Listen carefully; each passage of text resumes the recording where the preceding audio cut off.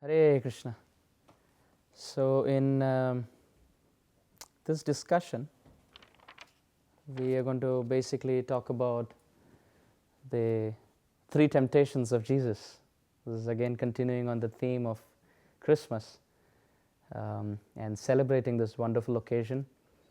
So as we all know, the Gospels in the New Testament of the Bible, they describe the life of Jesus. And there's this wonderful, very famous Western novelist, Tolstoy, who has written this spiritually elevating commentary to the Gospels. And as we know, Tolstoy was kind of a mystic who associated with so many exalted, spiritually elevated personalities, and had this experience of reading between the lines in the conversations. So his commentary to the Gospels are just very famous, and people do read it. So in that, there's one conversation of the three temptations of Jesus, the conversation between Jesus and Satan, which caught my attention. And I thought, for this occasion, it's just fantastic that all of us hear this and try to contemplate on what this historic discussion has in store for us. And interestingly, as we read it, we'll find the parallels that the teachings of Jesus in this conversation with Satan has to the teachings of Krishna in the Gita. So it's just pretty parallel like that. So the story begins in a very nice way, that Jesus went to the desert, and he's doing this 40 days and 40 nights of fasting to see the Almighty Lord. And he's completely hungry, completely thirsty, hasn't had a drop of water, hasn't eaten anything. And as he's fasting and beseeching the Lord to appear, the personality who appears instead of the Lord is the Satan, the evil, the devil. And the conversation is very interesting. Satan looks at Jesus and he says that if you're really the Son of God, there's a stone in front of Jesus. It says, if you're really the Son of God and you're hungry for 40 days, you haven't eaten anything, by the power of you being the Son of God, turn this stone into bread. To which Jesus says the famous, man can't live on bread alone. You know, that's a famous saying from the Gospel. So Jesus says, I'm hungry, and even if I can convert this to bread, but man can live on bread alone. So what are you trying to prove? So that's the first temptation. The second temptation to that, Satan says, the scene is that Jesus is on top of a tower.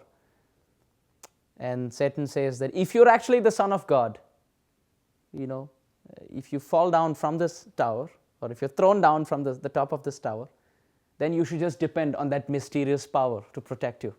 You shouldn't worry. To which again, Jesus says, thou shalt not tempt God. Don't try to empirically test the presence of God. So that's the second temptation. And the third, after all this, Satan says, why do you want to be the Son of God and serve God as a servant, as somebody who is taking a subordinate position?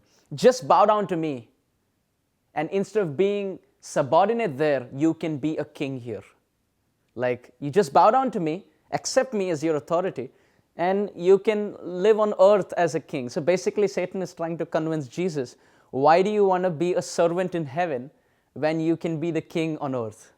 Yeah. So to that also Jesus gives a very befitting reply, where he says, I am the Son of God, so I depend on him, and I serve him, and I take rewards from him, not from you. So those are the three temptations that we find. And after this, Satan leaves. He disappears, seeing the one-pointed determination of Jesus. So these temptations couldn't tempt Jesus enough. Now, this is the overall picture. Now we'll dive deep inside to the commentary of Tolstoy and the parallels with the Gita, and see how these temptations are connected to one another, and what do they actually mean to us. So basically, this is considered, Tolstoy in his commentary, he writes that this is basically the conversation between the Son of God and the Son of flesh. So basically that's the first principle, the teaching of the Gita. In the second chapter of the Bhagavad Gita, Krishna talks about two natures. He talks about spirit and he talks about flesh. He talks about how we are spirit but covered by this body which is flesh. So this conversation between Jesus and Satan is like basically a conversation between son of spirit and son of matter or flesh, and they are conversing. On another level, this is also a conversation between the soul and the Satan, that is the mind. Because the mind always tries to trick you and tempt you away from your spiritual practice. So Jesus here represents the Son of God, the Son of Spirit, which means a spiritual practitioner, right? And the Satan here, the son of flesh, represents our own devil mind. And interestingly, as the popular notion is, here the Satan is not seen as somebody with horns and goat legs and a tail and bifurcated tongue and fire all over with a trident in his hand, etc. It's not shown like that. And as far as Jesus being called as the Son of God, again we find a parallel in the Gita where it is said that the spiritual spark is the sun. The Sanskrit is Amritasya Putra, which means Putra means sun, and Amrita means nectar. So basically, all the living entities are called as sons of that immortal nectar, that is God. And God is called as Aham Bija Pradapita, I am the seed-giving Father. So again, we find the parallel of how the Spirit is very nicely seen as the Son of God. So now let's start analyzing the first temptation. So the first question, as we saw, Satan comes to Jesus and he says that if you're actually the Son of God, you should be able to prove that by making this stone into bread. So what he was trying to say is that, oh, you're performing so much of austerity to get God, but if you're actually Son of God, you should be so spiritually powerful that you should be able to control your hunger.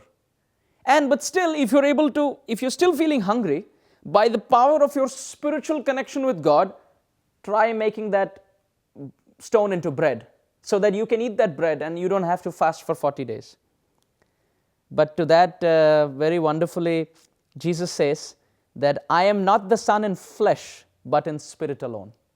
Which means here, Lord Jesus says that I am the Son of God in spirit, right? What is stone? It is matter. What is bread? That is matter. And what to speak of this body? Flesh, that is matter. Converting one matter into another matter, how does that prove that I have a spiritual connection? So it's like a fantastic reply that Jesus gives here, crushing the question of Satan by clearly giving the distinction between spirit and matter. He says, if I have a spiritual connection with God, how is that proven? By converting one matter into another matter, that is stone into bread, with the help of one matter, that's body. So what are you trying to prove? I am not this body, I am spiritual spark. And that's the connection. So Jesus says, I am not the Son in flesh, but in spirit alone. Because if I was Son in flesh, you could say, well, convert one matter into another with this matter and prove your connection. But very wonderfully, Jesus says, I am not the Son in flesh, but in spirit alone. So he's very, very beautifully just crushing Satan's question, so to speak, with this concept of distinction between spirit and matter. Now to this, Tolstoy as the commentator, now oftentimes we find in commentaries, the commentator tries to find the common thread which binds all the different sayings or aphorisms together. Like for example, if you're reading a commentary on the Vedanta Sutra, which is an ancient wisdom text in India, Sutra basically means aphorism or a thread. So it's like finding a common thread, binding all the sacred verses together. So in this sense, when Tolstoy is commenting, he's finding that common thread from the first temptation to the second. You find in the second temptation, Jesus feels he's on the top of a tower. But in the first temptation, speaking about converting stone to bread, so how they're connected. Tolstoy writes here that Satan tries to rebuttal by saying, okay, if you're the son you are the Son of God in spirit and not in flesh, then go up the tower, jump from there. You are not the Son in flesh, so the flesh will get destroyed, but you are the Son in spirit, so nothing should happen to you.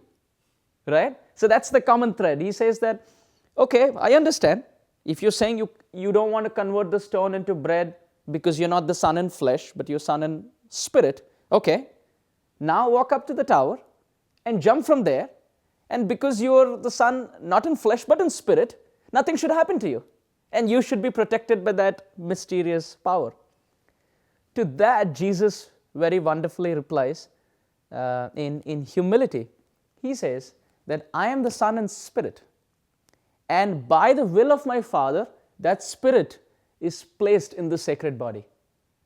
So therefore, this is the arrangement of my Father, and to keep up to that word and respect His plan is my duty.